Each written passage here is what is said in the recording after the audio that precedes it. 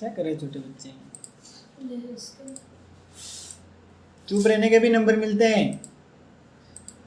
सुना, चुप रहने के क्या मिलते हैं? हाँ, तो बातें नहीं।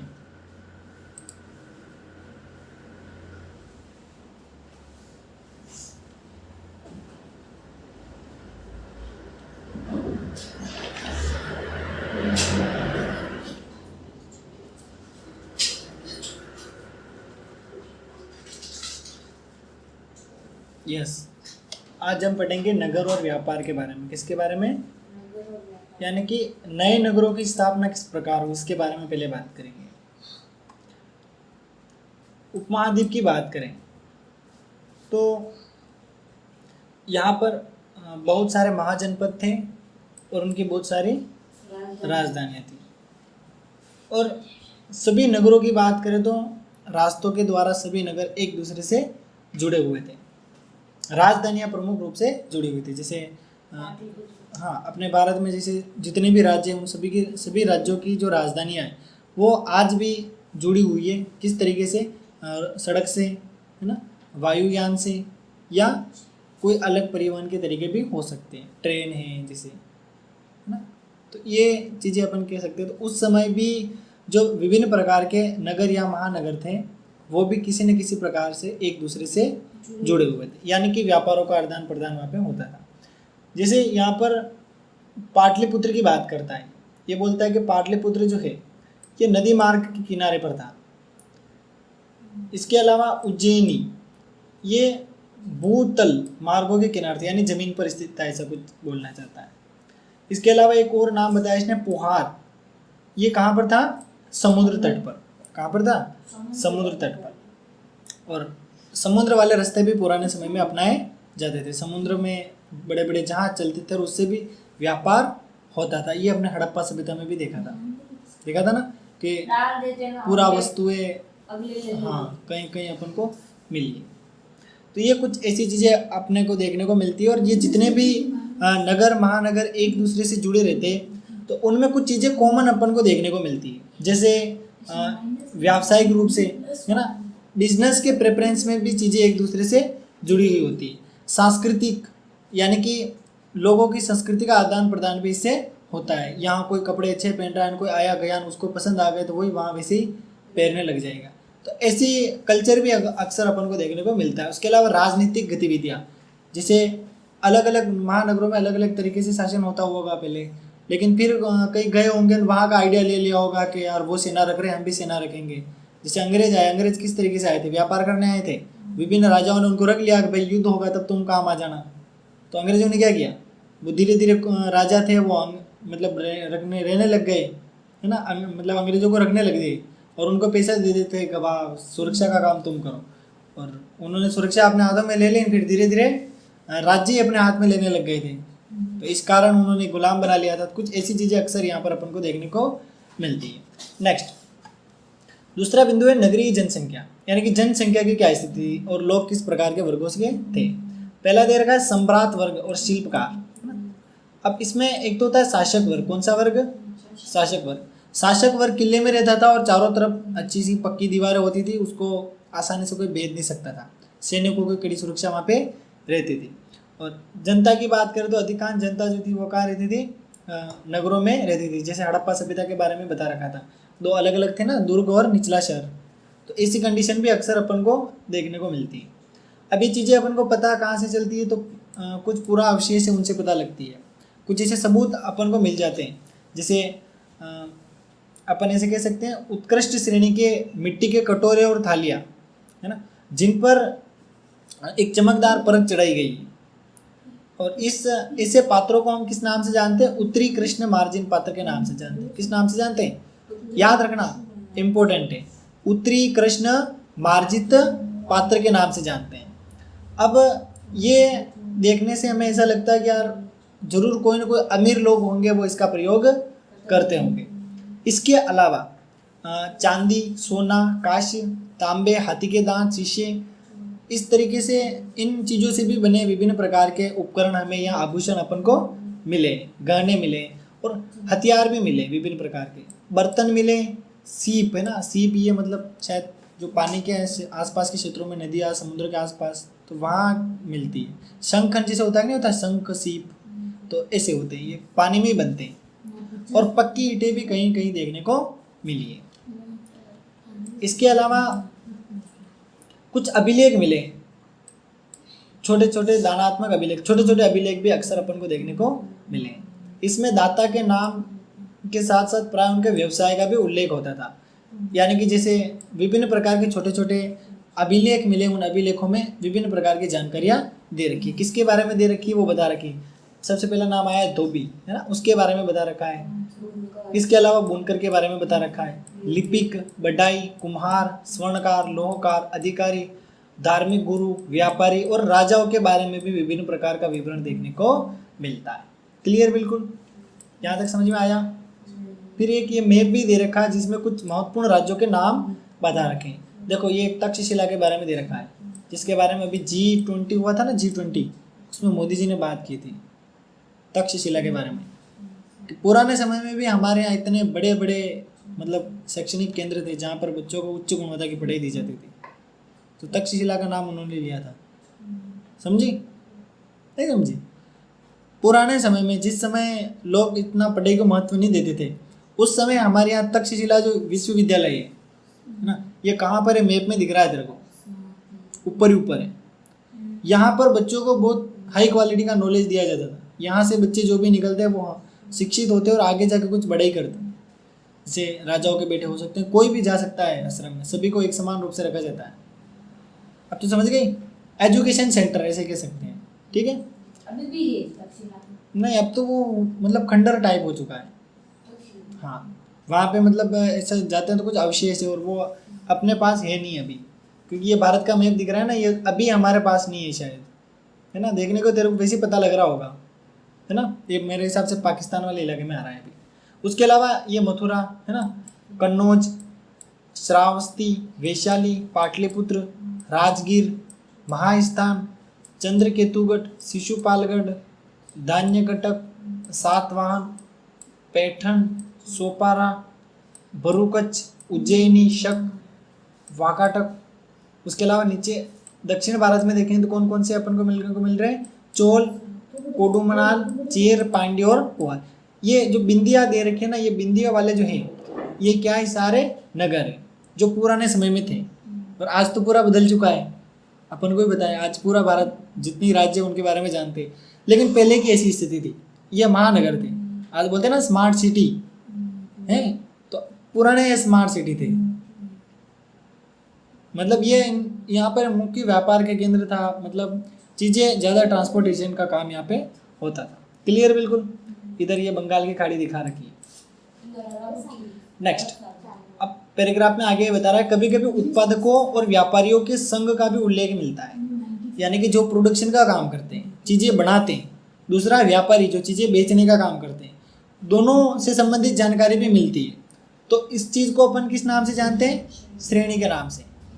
श्रेणियाँ जो होती है ये क्या करती है, कच्चे माल को खरीदती है। क्या करती है, कच्चे माल को खरीदती है, फिर सामान को तैयार करती है और फिर बाजार में क्या करती है, बेच देती है। अब प्रश्न आता है श्रेणी किसे कहते हैं, तो ऐसे मत लिखना कि परीक्षा का रिजल्ट आता है तो जो अच्छे नंबर लाता है उसके ए श्रेणी, जो गंदे नंबर लाता है उसके बी श्रेणी, और जो और गंदे नंबर लाता है उसके सी श्रेणी। ऐसे मत लिखना।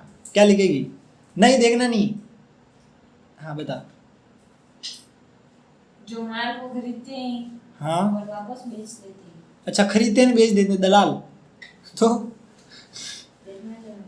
तो क्या है, बिना देखे बताना, समझ में नहीं आया। एक तो उत्पादक, दूसरा व्यापारी, है ना।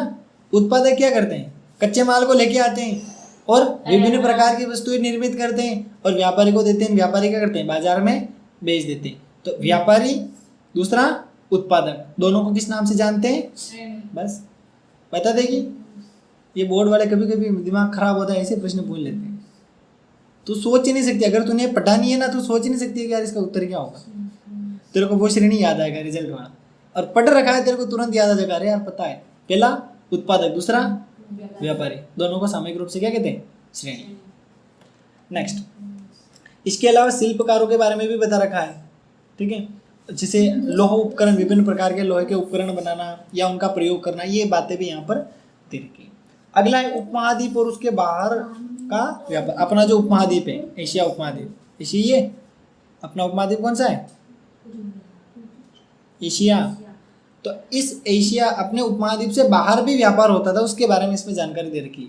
देखो सबसे पहले दे रखा है नदी मार्ग, दूसरा भूमार्ग यानी जमीन वाले रास्ते और पानी वाले रास्ते, उसकी बात कर रहा है। अब यहाँ पे विभिन्न प्रकार का व्यापार होता था, लोग आते भी थे और जाते भी थे। व्यापार क्या करते थे? मध्य एशिया की बात करें तो मध्य एशिया और उससे आगे भी विभिन्न प्रकार के समुद्र तट पर बंदरगाह बने हुए थे और वहाँ पर विभिन्न प्रकार के मतलब वस्तुएं बनाई जाती और उनका आदान प्रदान होता था। जैसे कहीं पर कोई पत्थर ले जाने हो या फिर कहीं से कोई प्रोडक्ट मंगाना हो। ऐसे जल मार्ग की बात करें तो ये अरब सागर से होते हुए जाते थे। कहाँ से जाते थे? अरब सागर से होते हुए जाते थे। जैसे उत्तरी अफ्रीका हो गया, पश्चिमी एशिया हो गया, तो यहाँ तक भी ये व्यापार अच्छे से यहाँ पर फैल गया था। बंगाल की खाड़ी से भी ये व्यापार होता था। कहाँ जाता था? चीन और दक्षिण पूर्व एशिया में। यानी कि एक तो बंगाल की खाड़ी बताया, दूसरा इसने क्या बताया? अरब सागर। इन दोनों मतलब मार्गों से ये जो व्यापार मतलब एशिया के बाहर भी होता था, यानी बाहर भी इसका ट्रांसपोर्टेशन का काम होता था, ऐसे कह सकते हैं। व्यापारियों की सुरक्षा के लिए धन लेते थे। कौन लेते थे? विभिन्न प्रकार के शासक। ठीक है, देखो शासकों ने प्राय इन मार्गों पर नियंत्रण करने की कोशिश की, यानी कि इस मार्गों को ये क्या करते हैं? राजा अपने अधीन रखते और जो भी व्यापारी आते जाते उनको सुरक्षा प्रदान करते और उनसे कुछ कुछ पैसा ले लेते। ये इनका टेक्निक था। अब इस मार्गों पर कौन कौन जाता था, यानी क्या क्या चीज़ें आती जाती थी? व्यापारी पैदल चले जाते थे। ठीक है, जैसे फेरी वाले आते हैं साइकिल लेके कभी कभी, है ना, बाल लाओ, कुछ भी लो, है ना, चूड़िया कंगन, पीनी कुछ भी ले लो। तो ये भी क्या करते थे? पैदल चले जाते थे, जैसे फेरी वाले आजकल आते हैं। उसके अलावा कुछ व्यापारी बैलगाड़ी लेके जाते थे। बैलगाड़ी में कुछ भी मटेरियल है वो ट्रांसपोर्ट आराम से है, हाँ, कुछ भी ट्रांसपोर्ट कर सकते हैं। हाँ, घोड़े और खच्चर, तो ये इन पर बहुत अधिक मात्रा में सामान लाद के अपन ले जा सकते हैं। तो इस प्रकार अपन समझ सकते हैं कि ये लोग क्या करते थे? समुद्र की यात्रा भी करते थे। समुद्र की यात्रा कैसे करते थे? जहाज़ों में या फिर नाव हो गई या किसी मदद से ये काम करते थे। जैसे अब कुछ एग्जाम्पल इसमें ये दिखा रहा है। तमिल भाषा में मत्स्यत्वन है ना, उसके अलावा प्राकृत भाषा में सत्वा और सेठी के नाम से प्रसिद्ध सफल व्यापारी बड़े धनी हो जाते थे। ये कुछ व्यापारियों का नाम दे रखे हैं जिन्होंने ये व्यापार कर करके खुद को धनी बना लिया। अब क्या क्या चीज़ें ट्रांसपोर्ट होती थी देखना? नमक, अनाज, कपड़ा, धातु और उससे निर्मित उत्पाद, पत्थर, लकड़ी, जड़ी बूटी, तो ये सारी चीज़ें एक स्थान से दूसरे स्थान पे पहुंचाई जाती थी। रोमन साम्राज्य की बात करें तो वहाँ पहुंचाई जाती थी काली मिर्च, मसाले, कपड़े, जड़ी बूटियाँ, ये वहाँ पहुंचाई जाती थी रोमन साम्राज्य में, है ना, रोम, मिस्र, रोम, उधर वाला इलाका। इन सभी वस्तुओं को अरब सागर के रास्ते कहाँ पर पहुंचाया जाता था? भूमध्य क्षेत्र में। ठीक है, जब संसार का नक्शा देखेंगे ना, भूमध्य रेखा जो दिखती है ना, उसके आसपास के इलाकों में यहाँ से चीज़ें पहुंचाई जाती हैं। अगला बिंदु है सिक्के और राजा। कौन सा बिंदु है? सिक्के और राजा। व्यापारी जो थे वो सिक्कों का प्रयोग करते थे अपना व्यापार करने के लिए, है ना, वस्तु देते सिक्का लेते हैं या सिक्का हैं, हाँ, ये दोनों काम चलता था, देते भी थे और लेते भी थे। सिक्का देगा तो वस्तु मिलेगी और सिक्का लेगा तो वस्तु देगा, तो ये चीज़ें चलती थी। अब सिक्कों की बात करें तो उस समय चांदी और तांबे के सिक्के चलते थे और फिर धीरे धीरे पूरे उपमहाद्वीप में खुदाई के दौरान इस प्रकार के सिक्के मिले, यानी कि जैसे जैसे ये अभी आज के समय खुदाई करते हैं या अभी हाल फिलहाल में जो खुदाई हुई है तो वहाँ पर अपन को चांदी के और सोने के सिक्के अक्सर देखने को मिले और तांबे के सिक्के भी अपन को अक्सर देखने को मिलते हैं, ऐसे कह सकते हैं। मुद्रा शास्त्रियों की बात करें तो उन्होंने इन सिक्कों का अध्ययन किया और उन्होंने पता लगाया कि वाणिज्यिक प्रयोग इनका होता था।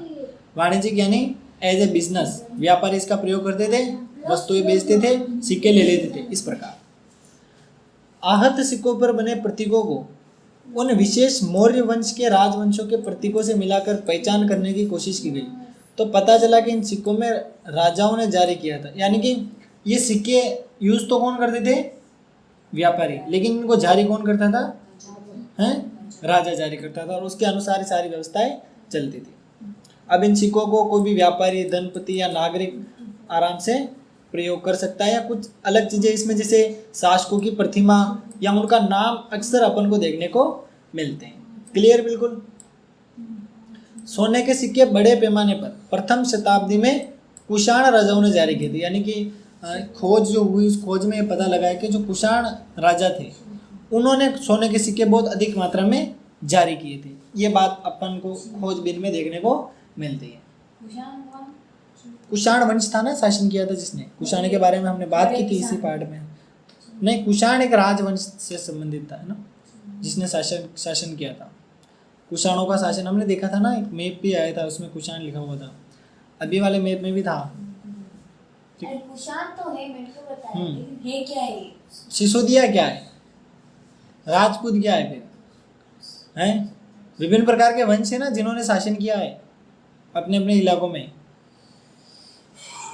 मौर्य वंश हो गया, ऐसे ये कुषाण वंश है, ये उसी से संबंधित है। वो अलग है, तेरा वाला कॉन्सेप्ट अलग है। यहाँ पे अलग अलग मतलब शासकों के बारे में बात हो रही है ना, राजवंश कह सकते हैं अपन इनको, ठीक है। राजवंश बिल्कुल इजी वर्ड है, इसके माध्यम से समझ सकते हैं। फिर ऐसा देखने को मिला है कि जिसे बड़ी संख्या में रोमन सिक्के भी अपन को मिले हैं ना, और इससे अपन को ये पता चलता है कि अगर अपने सिक्के अगर रोम के इलाकों में वहाँ खोजबीन में मिल रहे हैं, ठीक है, और यहाँ पर वहाँ के सिक्के मिल रहे हैं, तो इससे हम आराम से पता लगा सकते हैं कि इतनी दूर पर भी अपना व्यापार चलता था। ये चीज़ दिखाना चाहता है। क्लियर बिल्कुल। नेक्स्ट, पंजाब और हरियाणा जैसे क्षेत्रों के योद्धेय कबायली गणराज्यों ने भी सिक्के जारी किए थे, यानी कि हमारे इलाके में यहाँ पर भी सिक्के जारी किए गए थे, और यहाँ पर तांबे के सिक्के ज़्यादा मिले। कौन से सिक्के? तांबे। और इसी से व्यापार होता था और मतलब ट्रांसपोर्टेशन का काम होता था। सोने के सिक्के भव्य सिक्कों में से कुछ गुप्त शासकों ने जारी किए थे। कुछ सिक्के किसने जारी किए थे? गुप्त शासक, इन्होंने भी सोने के सिक्के जारी किए थे। इनके यहाँ दे रखा है ना, गुप्त शासकों ने जारी किए, थर्ड पैराग्राफ में दे रखा है।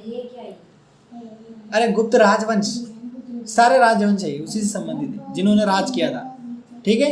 ये राजाओं से संबंधित है, ठीक है। अपना जाट वंश हो गया ना, वैसे ही गुप्त राजवंश, हाँ ठीक है, पर आते उसी से संबंधित है ना।